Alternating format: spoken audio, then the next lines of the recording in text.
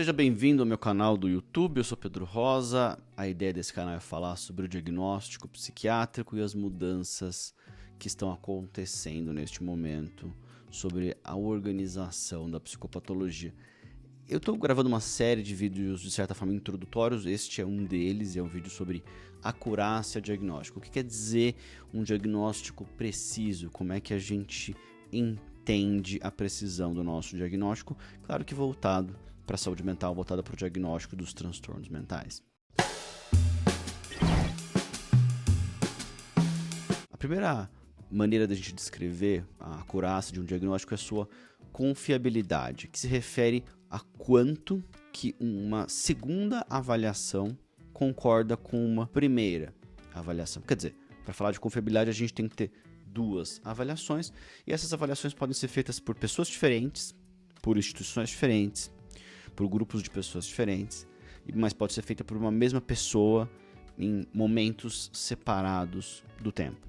A ideia aqui é que a gente possa ter uma certa homogeneidade de como é que pessoas diferentes, uma mesma pessoa ao longo do tempo, portanto, concordam sobre um diagnóstico, quanto que elas conseguem haver uma estabilidade das premissas pelas quais se faz um diagnóstico. É claro que a gente precisa de confiabilidade no diagnóstico. No vídeo da história do DSM, eu mencionei ali que muita coisa mudou para o DSM-3, porque se descobriu que a maneira como se fazia diagnóstico, comparando a Inglaterra com os Estados Unidos, era muito diferente para um diagnóstico muito importante, que é a esquizofrenia. Havia uma tendência muito maior de se diagnosticar a esquizofrenia nos Estados Unidos, em Nova York, do que na Inglaterra, em Londres. E aí se percebeu que não havia uma confiabilidade do diagnóstico. Se a gente não consegue que pessoas em diferentes lugares do mundo consigam fazer o diagnóstico de maneira semelhante, a gente nunca vai conseguir ter um avanço da nossa ciência, e um tratamento desenvolvido em um lugar pode não ter nenhuma aplicabilidade em um outro local, em uma outra região do mundo.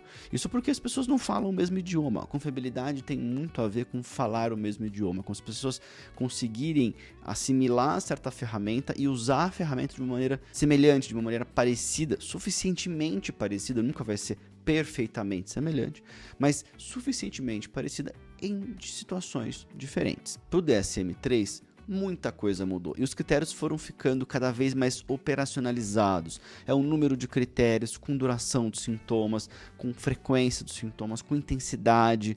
Tudo isso foi muito bem organizado ali para dizer, isso aqui nós vamos chamar de depressão, isso aqui nós vamos chamar de transtorno bipolar, isso aqui nós vamos chamar de esquizofrenia. Na hora que isso aconteceu com o DSM-3, de fato, a gente conseguiu uma confiabilidade melhor. Essa confiabilidade ela é excelente? Não, ela não é excelente e ela sofre na medida em que os casos clínicos são mais complexos. Isto é, na medida que a gente tem um paciente mais puro, esse paciente tem só transtorno depressivo, ele não tem transtorno de ansiedade, ele não tem transtorno de uso de substância, a confiabilidade é melhor. Quando a gente vê um paciente que, digamos assim, é o paciente mais comum que a gente encontra, é o paciente que tem comorbidade, ele tem mais de um diagnóstico, a gente tem uma confiabilidade que é pior. Agora, o próprio diagnóstico categorial traz pra gente potenciais problemas de confiabilidade.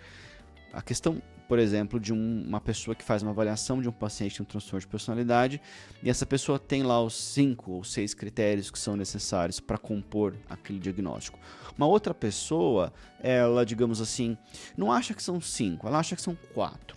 Então ela não conclui que aquele paciente tem um diagnóstico de transtorno de personalidade porque está lá na segunda operacionalização, precisa de 5 critérios, hipoteticamente falando, claro. A questão é que a avaliação ela não é tão diferente assim, se a gente for parar para pensar, de 5 para 4 critérios, mas ela muda completamente. Na hora que a gente tem uma avaliação binária, tem ou não tem determinados critérios para compor um diagnóstico, tem ou não tem um diagnóstico com base nesses critérios, a gente pode ter problemas de confiabilidade, mesmo que as avaliações sejam muito parecidas. Além de confiabilidade, quando falamos de acurácia, nós falamos também sobre validade. A validade de um diagnóstico é o quanto que aquele ato diagnóstico de fato diz aquilo que ele intenciona dizer. Em outras palavras, se aquele diagnóstico fala esta pessoa tem uma depressão, esse é um ato diagnóstico, de atribuição de um diagnóstico a uma pessoa. quanto que de fato aquela pessoa tem uma depressão. Porque veja, duas pessoas podem concordar sobre o diagnóstico inválido. Duas pessoas podem dizer, não, eu acho que essa pessoa tem depressão unipolar, mas na verdade essa pessoa tem depressão bipolar. São diagnósticos bastante diferentes. Mas no fundo aqui, essas duas pessoas têm confiabilidade. Mas a gente, por óbvio, não precisa só de confiabilidade. Como eu falei antes, a gente precisa de confiabilidade. Mas a gente também precisa de validade. Isso tem a ver, digamos assim, com quanto que, de fato, aquela operacionalização, aquele procedimento, toda aquela semiotécnica consegue efetivamente capturar o construto que ela busca alcançar. Ao longo do tempo, o DSM e a CID, ao longo das suas edições, buscaram capturar cada vez melhor aqueles construtos. Incluíram um critério de uma maneira, outro critério de outra maneira, para poder capturar com mais precisão determinado diagnóstico. Existem diagnósticos que foram, digamos, pouco modificados ao longo do tempo, outros foram muito modificados. Por exemplo, nós estamos diante de uma situação bastante comum na prática clínica. Nós estamos diante de um luto, estamos diante de uma depressão, estamos diante de um diagnóstico intermediário, como luto patológico, luto prolongado. Quer dizer, a gente vai tentar, de alguma maneira, organizar os construtos de uma forma útil para a clínica. Mas o que a gente quer aqui é não tratar como depressão aquilo que não é depressão, aquilo que é luto. Porque certos critérios diagnósticos poderiam incluir como depressão algo que não é depressão, que é luto. Por outro lado, a gente também não quer deixar de capturar pacientes que tenham depressão nesse contexto de luto, porque a gente sabe que é comum que as pessoas efetivamente deprimam diante de uma perda grave. Não é o objetivo do vídeo falar sobre como que é essa diferenciação, mas só estou trazendo para vocês um exemplo em que a validade dos construtos ela pode ser delicada. As linhas são muito tênues e vai se buscar uma operacionalização que consiga discriminar esses limites. Naturalmente, a gente colocar dentro do conceito de depressão coisas que não são depressão, essa operacionalização vai perder a validade, né? E aí a gente vai para uma transição para um outro aspecto da validade, que é a validade do nosso construto. A gente pode ter uma validade do diagnóstico, muito baseada na maneira como a gente operacionaliza as coisas, mas a gente vai ter uma questão muito importante da validade do nosso construto. Será que a ideia de depressão como uma categoria, ela é uma ideia válida ou ela não é uma ideia válida? Ela é uma ideia que tem a sua utilidade, mas que ela não representa precisamente a distribuição de estados depressivos na população e dentro de um mesmo indivíduo ao longo do tempo, ao longo do seu desenvolvimento. É por isso que eu falo aqui de um novo paradigma, porque a gente sabe que a maneira como a psicopatologia é organizada hoje, a maneira como o diagnóstico psiquiátrico é utilizada hoje, tem construtos muito pouco válidos. Haverá vários vídeos, eu já falei um pouco disso nos vídeos sobre o DSM, você pode acompanhar.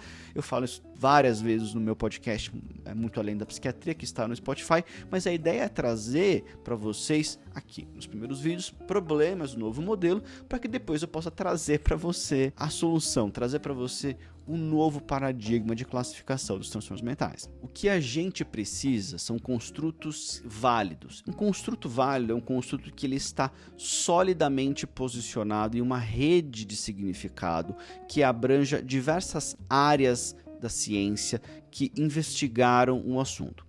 Muito abstrato? Sim. Por exemplo, se a gente tem um construto de narcisismo, ele é um construto válido ou ele não é um construto válido? Na hora que a gente pega o construto narcisismo e a gente articula esse construto dentro do que a gente entende por autoestima, dentro do que a gente entende por personalidade, dentro do que a gente entende por antagonismo ou amabilidade, domínios do modelo dos 5 fatores, tudo que a gente entende da teoria interpessoal, tudo que a gente entende sobre ciência de estresse, tudo que a gente entende por ciência das emoções, tudo que a gente entende por disfunção psicossocial. Quando a gente pega esse construto e a gente posiciona ele sob diferentes pontos de vista e a gente chega a conclusões sinérgicas, conclusões que se agregam uma à outra, que permitem que a gente entenda melhor esse construto e que isso seja útil para a prática clínica, a gente tem um construto válido.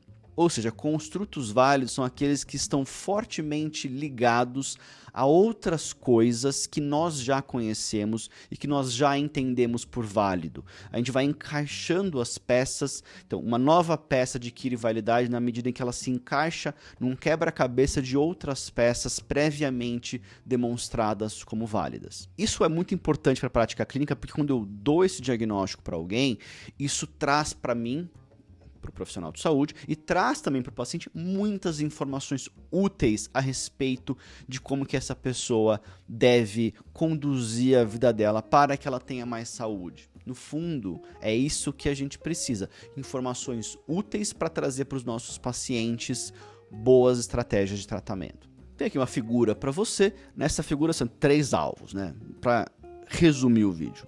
Primeiro dessa figura, você tem um diagnóstico que é confiável, mas não vale. Reliable quer dizer confiável. Você vê que as flechas estão no mesmo ponto, mas estão longe do alvo. Aquele exemplo que eu dei de 2 pessoas dizerem que o paciente tem depressão unipolar, mas, na verdade, esse paciente tem uma depressão unipolar. As pessoas concordam, há confiabilidade, mas não é validade do diagnóstico, né? Aqui no meio tem, todo mundo acertou ali o alvo. Todo mundo acertou, significa que é confiável, todo mundo disse a mesma coisa, é confiável, e está lá no alvo. Então, atingiu-se aquele construto, o diagnóstico foi, nesse sentido, válido. Esse é um diagnóstico com acurácia, ele tem confiabilidade e ele tem validade. Agora, o terceiro, você tem essas 3 flechas separadas, cada um num canto, e não há, obviamente, confiabilidade, as pessoas estão falando coisas completamente diferentes sobre o mesmo diagnóstico, não compatíveis entre si, e ninguém também colocou ali nenhuma flecha no centro do alvo. Então, o diagnóstico ele não é confiável e ele, portanto, não é válido, porque no fundo a gente vai precisar aqui de diagnósticos que sejam confiáveis para que a gente avalie a validade, né? Então, é claro que a gente pode dizer que, puxa, alguém poderia ter colocado aquela flecha ali no alvo. Certamente, teria uma validade esse diagnóstico? Para aquela pessoa, sim, mas a gente precisa de um construto que a gente possa ter validade disseminada, que as pessoas possam sistematicamente alcançar esse alvo. Se isso não acontece, a gente não pode dizer que a gente tem um construto válido. Alguém, em algum momento, vai acertar esse diagnóstico, mas isso não é suficiente para nós, como profissionais de saúde. A ideia era trazer para você conceitos sobre acurácia diagnóstica e como que o nosso modelo atual, ainda que ele tenha trazido para nós ganhos consideráveis, ele não é um modelo suficientemente bom. A gente precisa de algo melhor.